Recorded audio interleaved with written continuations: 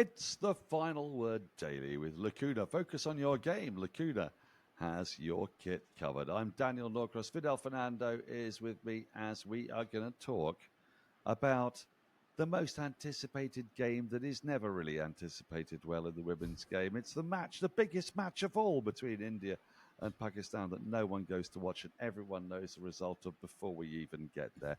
If you could possibly summarize this farrago in 30 seconds, Fids, I would be delighted. Yeah, I mean, Pakistan had their moments. They had India 106 for 3 at one point, 151 for 4 at one point.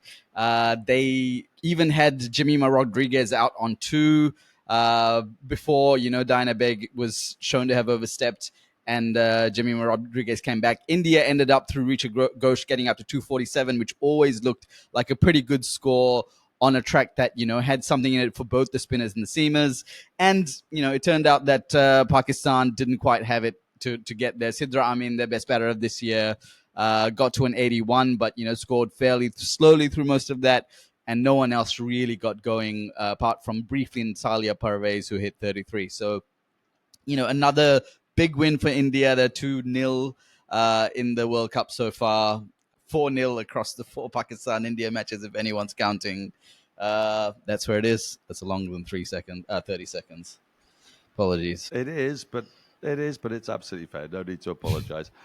Nobody for India got over 50 runs, and that'll be a concern. It's the second game running now that India have struggled, you've got to say, with the bat. Firstly against Sri Lanka, and they could easily have actually ended up with about 240, 250 if Amanjot had been caught earlier on in her innings. And today, Harleen Deal was top scorer with 46, and nobody else got more than the Jemima Rodriguez 32.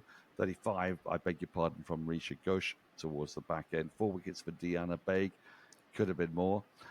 It was hard going for India in their own way, and 247 all out, as it was, of the very last ball of the 50 overs. Made Pakistan fans believe that the miracle was possible. As you say, Sidra Amin's 81 was not really supported by anybody, barring a 33 from Natalia Pervez.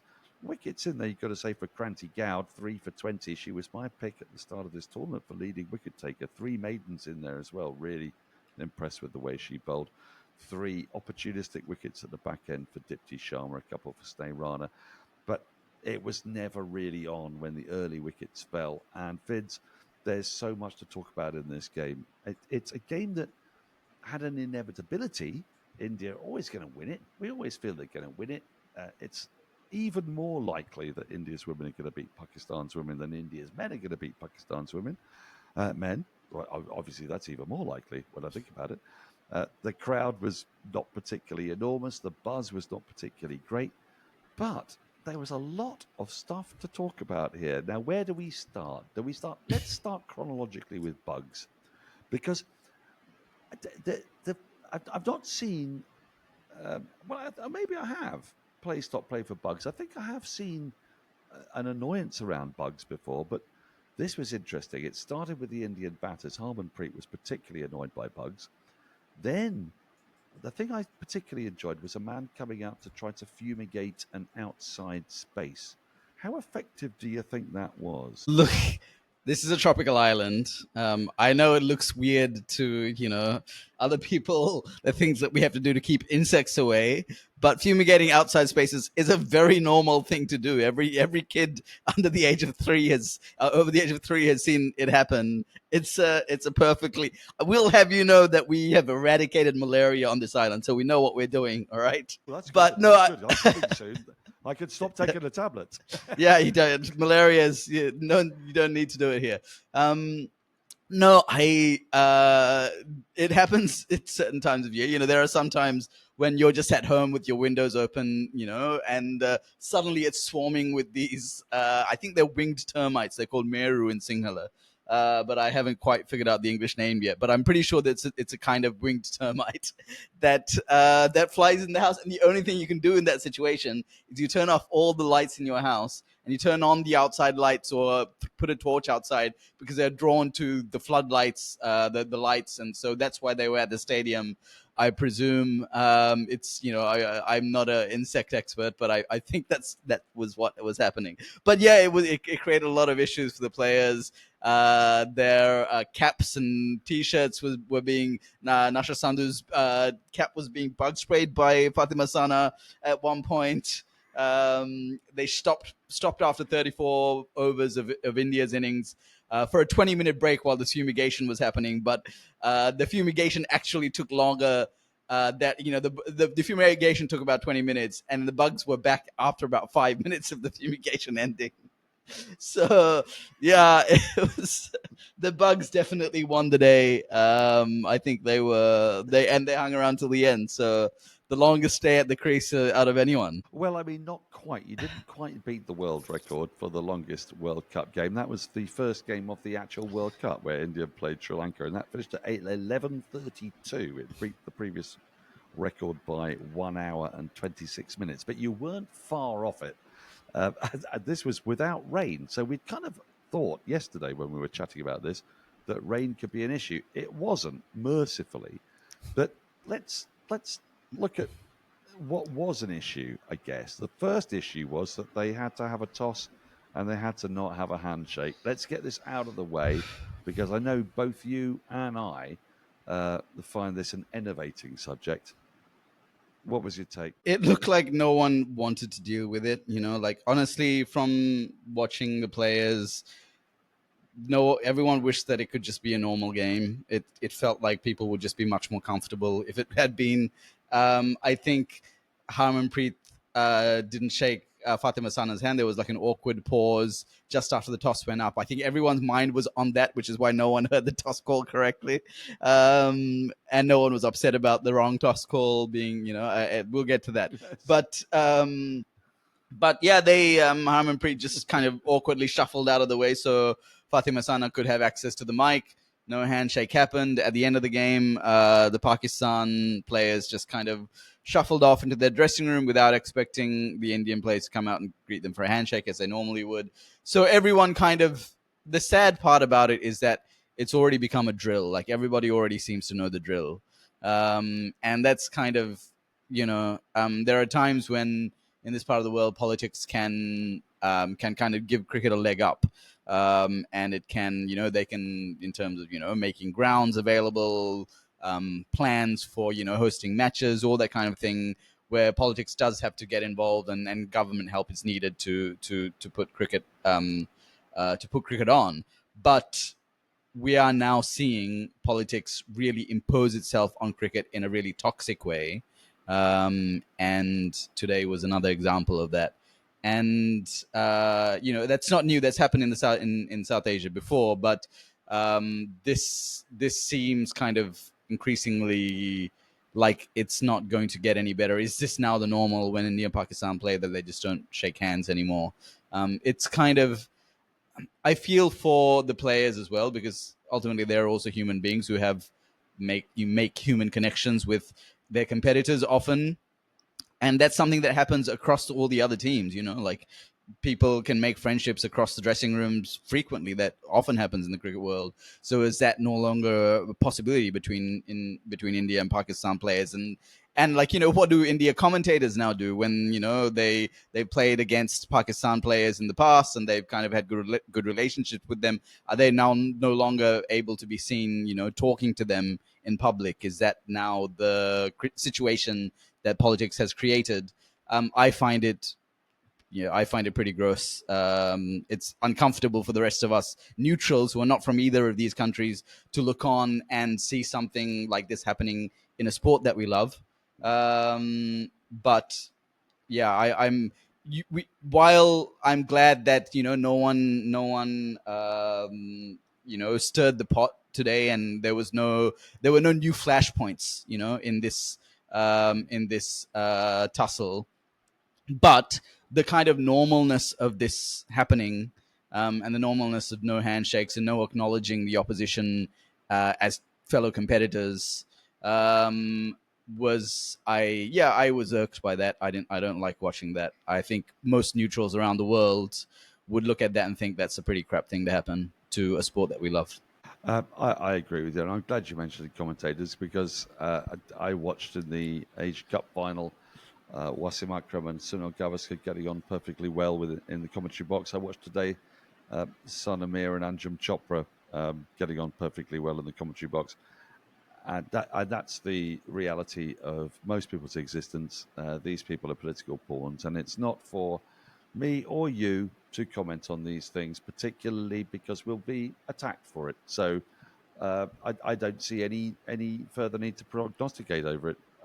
You're absolutely right. For us neutrals, No, it just but we also looks have it looks really bad. It just looks really bad, and it's really uncomfortable, and it's really unpleasant. And if it's going to continue to be like that, then it's going to continue to be like that. But there's no point in us actually having an opinion, almost, Fids, is it? Because no. it's going I to mean, go on way I over our disagree. heads. Yeah, it will. I disagree though. I think this is our like cricket is our patch. We're cricket fans and cricket writers and journalists and commentators. And when we see something in the sport that we cover that we don't like, it's kind of and has no real kind of it seems ridiculous in some senses. It seems absurd in some senses because these teams insist on playing each other. Of course, not the women Mm. specifically, but the men also insist on having frequent matches against each other. The boards organize for that at regional and global tournaments. So we are. I mean, I think I certainly will keep commenting on it because it's something that I really love. I love the way Yeah. I love the way that cricket brings out our common humanity, and I'm seeing a situation where that's no longer or something else. Politics has eroded that humanity within the sport, and I don't like that, and I will keep talking about it. I don't really mind who I annoy. I think that's entirely fair. They're imposing their enmity on the rest of us, and that's what's going on. None of us really enjoy it. But I guess what I'm saying is that whatever we say is going to cause people to be very upset who are part of that process.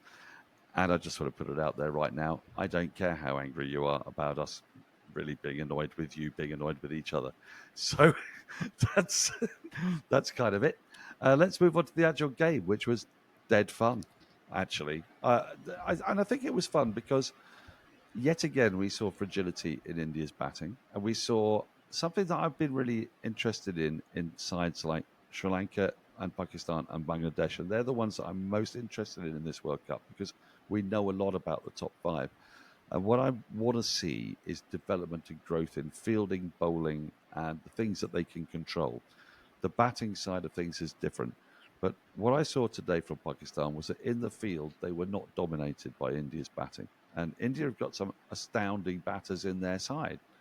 You just got to take a look at their top seven, top eight. These are people who can clear the boundaries, but they were not dominated at all. Pakistan's bowlers kept things pretty tight.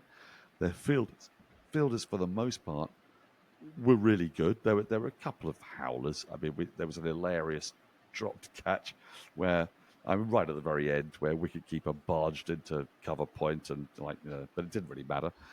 Generally speaking, they felt like a well coached side. The issue that these three sides have, Sri Lanka, Bangladesh, less Sri Lanka, but still Sri Lanka, Bangladesh, and Pakistan have, is the power in the batting to respond. So they can do all the good things in the field, but they can't quite capitalize on what they've done at that point. Keeping aside to 247, 248 should give you a really good chance. Sri Lanka were nearly there against India, where they also get them to a sort of manageable total on a better pitch. I want to focus on the positives there. This seems to me to be something that is improving in the games of these teams and is at some point going to shift. A couple of batters are going to come together today for Pakistan. There was Sidra Amin, she made 81, Natalia Pervez with 33.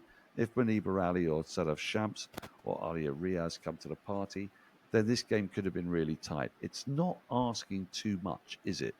Whereas for years and years and years, we've kind of thought of these matches as mismatches.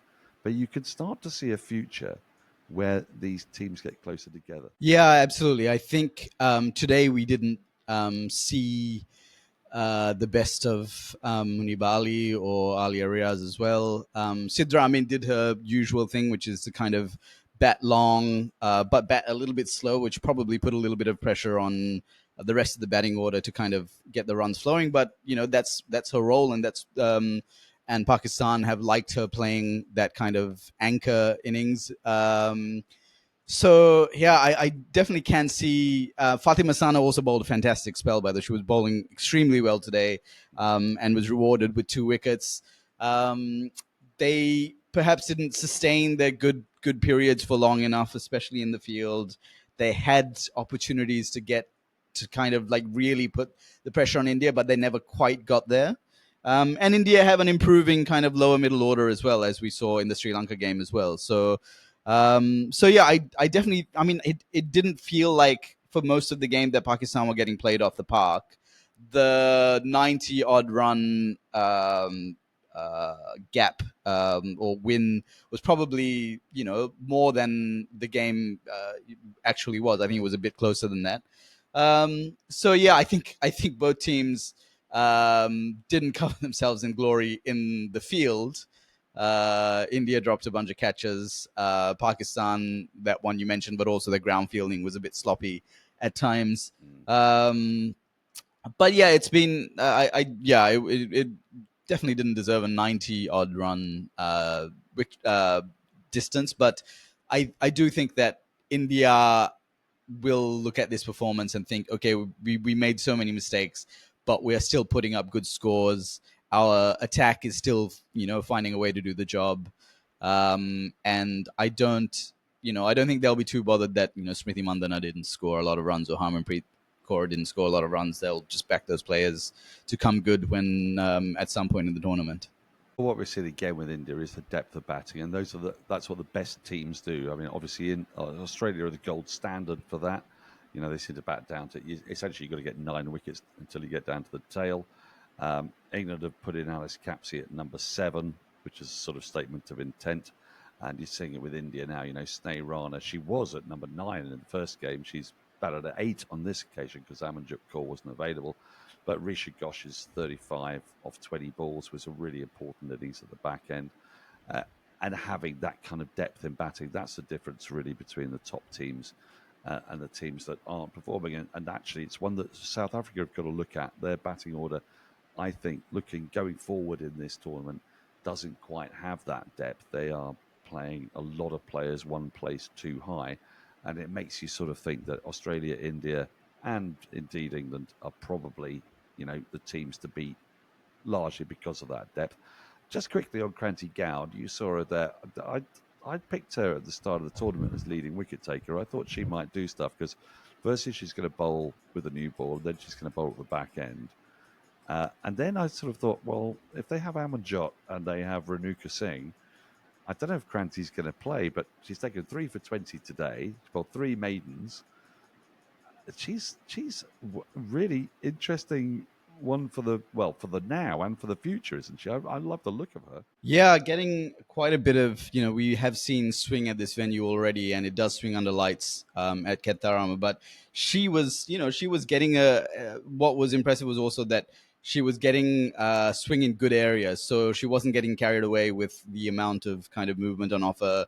She was still finding ways to keep the pressure on the Pakistan batters, even when the occasional one didn't swing, and it kind of create a different kind of pressure. Then they were playing more for the one that stays on the line as well. So and because of that swing, the 1 wicket she didn't get, Muniba Ali, that kind of strange run out that happened, she was batting out of her crease to counter that swing.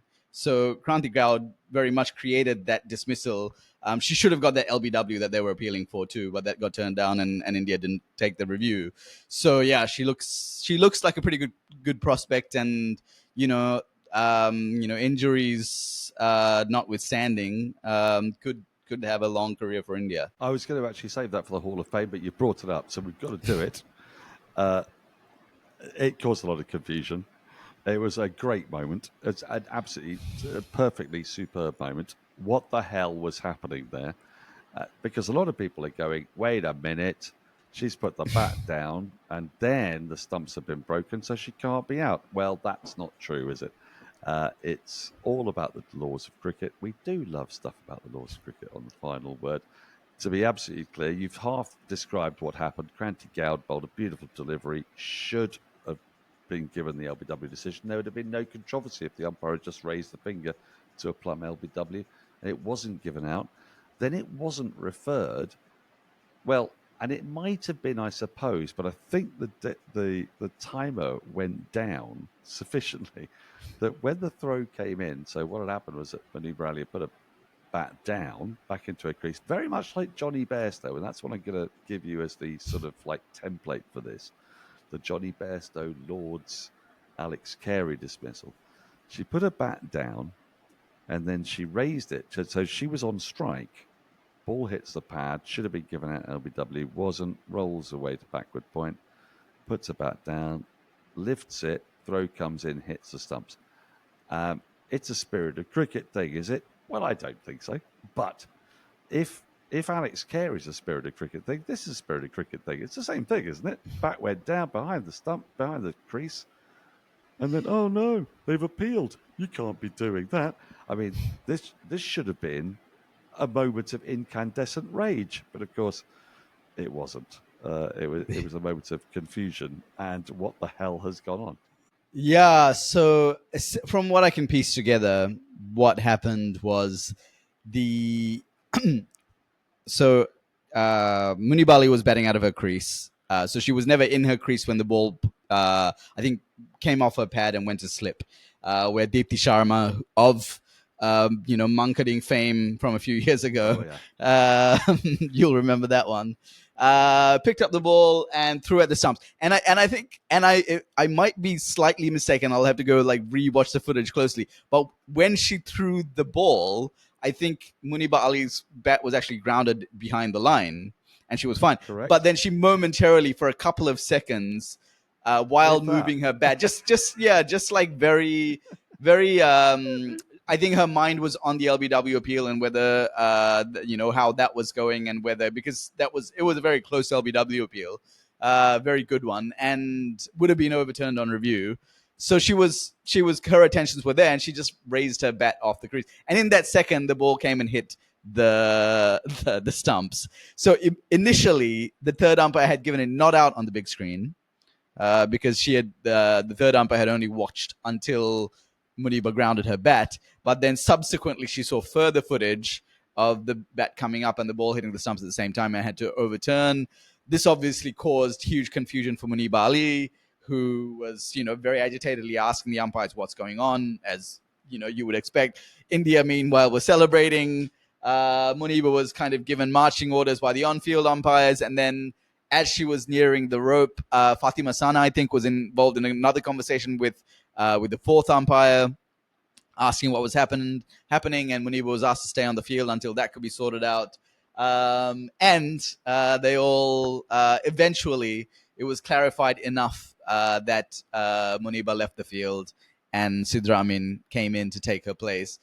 And I was thinking, the Harmanpreet Kaur could probably have timed Sidra Amin the next better out if she wanted to really push, but she didn't.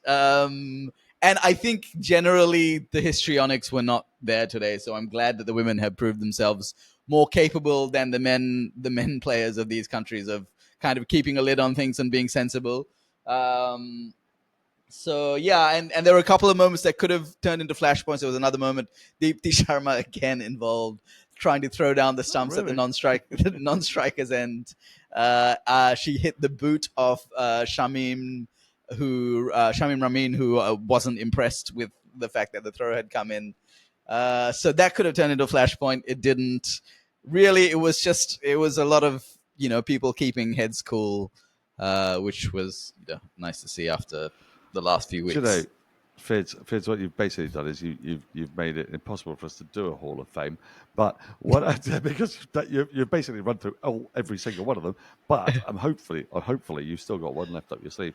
What I'm going to give you to my last the last thing before we go to the Hall of Fame is the laws 30.1.1. For anybody out there who wishes to get really, really angry about what happened, it's very simple. 30.1.1, a batter shall be considered to be out of his or her ground unless some part of his or her person or bat is grounded behind the popping crease at that end. Yeah, we all know that.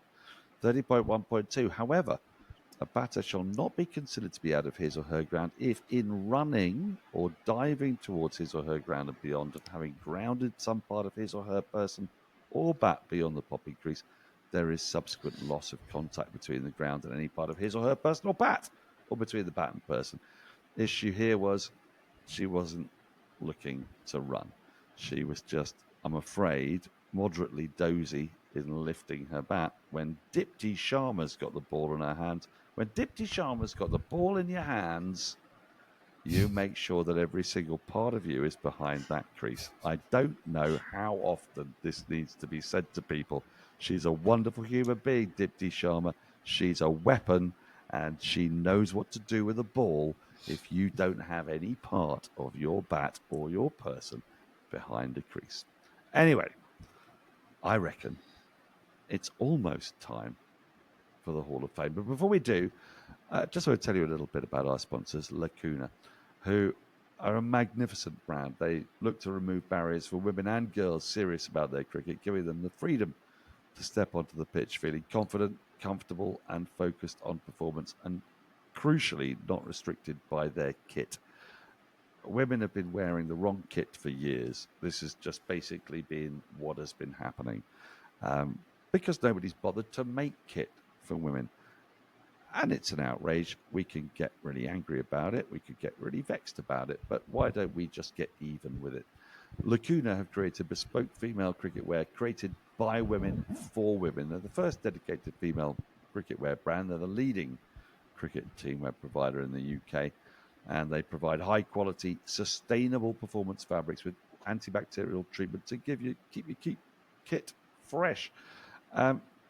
Look, we talked about this and we will continue to talk about it for the entirety of the World Cup, but it is staggering to me, and I guess it's kind of typical of the blasé nature of being a man, that I just never assumed that women didn't go out there onto the field of play wearing women's kit, because I've always just had kit. But it turns out that hasn't been the case, and for years and years and years we've been talking about skirts. Like, it's one of the things that happens in English cricket. Oh, do you remember Charlotte Edwards used to play in a skirt, and then she played in trousers, and that's how far cricket has come. Well, it hadn't come far enough, because she was still wearing men's kit, and now women can finally wear women's kit. 70% of teenage girls drop out of sport as a result of, well, who knows? I mean, well, one of the reasons that they cite is that they don't get to wear the proper kit. They feel a little bit self-conscious wearing it. It's a perfectly normal thing. Fids, it's an obvious thing. It's a wonderful thing that Lacuna are doing this, and it strikes me as staggering that it's taken this long for this to become like an issue. Yeah, absolutely. Like you, I had never even considered the fact that there could be men's or women's kit, because the default setting is men's kit. So, but it makes a lot of sense, and I'm glad that finally that's being addressed. Just so as you know, this is not just some random weird stuff that's going on. It's featured in the BBC One's Freddie's Field of Dreams, The Ultimate Test, Kitting Out the Girls Team, coached by Kate Cross. Lydia Greenway is a Lacuna Sports brand ambassador, and designed and supplied the centenary kit for Gunnersbury, the UK's first independent women's cricket club. So get onto Lacuna if you are looking to kit out yourself, or a daughter, or a sister, or a mother, whoever. Get onto Lacuna. Anyway, it's time for the final word. Hall of Fame. I have no idea what we're going to put in there, because unfortunately, Fids has basically covered everything. We can start with the toss. The Hall of Fame. Oh, sorry. It's the Hall of Fame. Welcome back. What are we going to go with? Yes, I think you do have something, Vince, that you have not quite covered in everything else that we talked about for the last 25 minutes. Yeah, I have a. It was a pretty long list of funny, interesting things happening today. So I'm glad we haven't got to the end of it. But yeah, the toss, there was a little bit of drama over the toss. Essentially, what happened was the coin went up. Harmanpreet Kaur was spinning it. Fatima Sana was calling it. She called tails, but the match referee heard it as heads and said heads is the call. It landed heads, and Fatima Sana, who had called tails, ended up winning the toss. Harmanpreet Kaur did not protest at all. Just got out of the way, Just I think her mind was on avoiding hands at that point. And everybody else was probably thinking, that was probably in the back of everybody's minds, are they or are they not going to shake hands? And no one kind of caught the fact that but it doesn't matter. Like, my point was, it doesn't matter, because while the match referee misheard it while it was still in the air, so it can't possibly be biased in either direction, right? It's still gonna land one. It's still a 50-50 chance at that point. And it's possible that Harmanpreet Kaur would have batted first anyway, because that's often what captains do at this venue. So yeah, it probably didn't make a big difference, but again, another of those instances that could have become a big thing, but there was no histrionics around it. Everyone just everyone kept it tight and kept it easy. I mean, part of the reason, I guess, is because India always knew they were going to beat Pakistan. And I mean that in the nicest possible way. This isn't me having a go at Pakistan, but they always do. So there's no point in making a great big fuss when there's already a massive fuss around the game. So let's just let that one pass, is almost Harmanpreet's situation. Or maybe she just didn't hear what was going on. For me, my Hall of Fame moment is Deanna Begg getting really, really cheesed off was it the fourth last ball of the last over, when and ordinarily when you play a game of the subcontinent and the ball goes up in the air not very far, and there are two fielders going on it, the commentator will say, well, obviously one of them's called for it, but of course the noise of the crowd would have made it impossible for them to hear. The crowd consisted of almost nobody, and as a result, No, there was. I will defend the crowd. There was there was at least maybe a couple of thousand people, possibly. I don't know. yeah, it's not a Yeah, lot. That's not a lot, yeah, but it's enough when you're within 10 yards of someone to be heard, right? Do you know what I mean? yeah. No, the The crowd the noise certainly wasn't a the, thing. The the insect noise, gentlest, maybe. maybe, yeah, but the gentlest little knock up in the air. Keeper runs around to take the ball, and for reasons only known by both keeper and fielder, there was a mix-up when there should never have been a mix-up. The ball is dropped. Deanna Begg is absolutely furious because it's a wicket. She wants the wicket. She's a fast bowler. This is really annoying.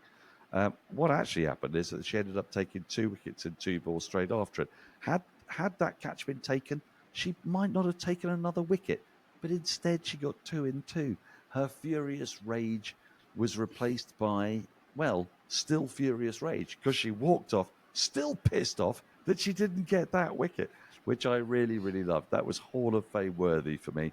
Deanna Begg is a proper fast bowler who will bear grudges, and both keeper and fielder, will forever be in her black books. She's Catherine Siverbrunt. She's everything I want from a fast bowler. That's my Hall of Fame moment. We've had the toss, we've had insects, we've had India beating Pakistan, which is not the greatest surprise, but what we do have now is an Indian side riding high at the top of the table. And it's something that I think is going to help to create momentum when India get back out of Sri Lanka, back into India, back playing in front of their home crowds. We're going to start seeing a little bit more excitement building, a little bit more momentum building in this World Cup. It's been a little bit of a slow build. We've not yet had a close game. Can't wait for that. Tomorrow is a huge one. New Zealand against South Africa. Very briefly before we sign off, Fids, just a little reflection on how significant that is. Both sides have lost their first games. Both sides are kind of in a mini group of 5, I think, or even a mini group of 3 to qualify in the 3rd, 4th slot. You kind of feel if either of those sides lose that game, they are in serious danger of basically being out of the tournament. Yeah, and maybe South Africa will be feeling the heat a little bit, given the kind of mess they got themselves into in their first game, 69 all out. Whereas, New Zealand at least had that Sophie Divine century and had things in their game go right for them. So, yeah, I think you're right. It's between, you would assume that Australia and India are both kind of locks for semi-final spots. And then kind of England, South Africa, and New Zealand are fighting for the other three, with hopefully Sri Lanka or someone else making a dark horse run.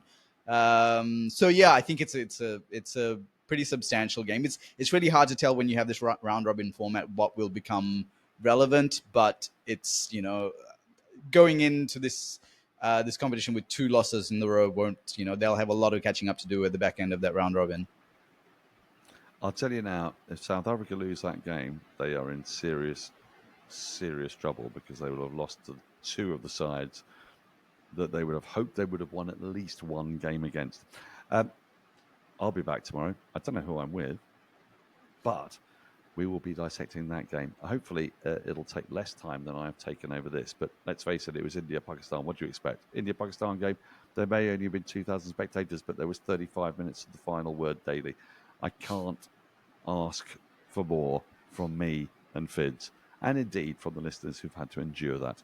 Until tomorrow, it is, from us both, very, very late at night, by the way, a very fond farewell. And of course, thank you, and thanks to Lacuna. Focus on your game. Lacuna has your kit covered.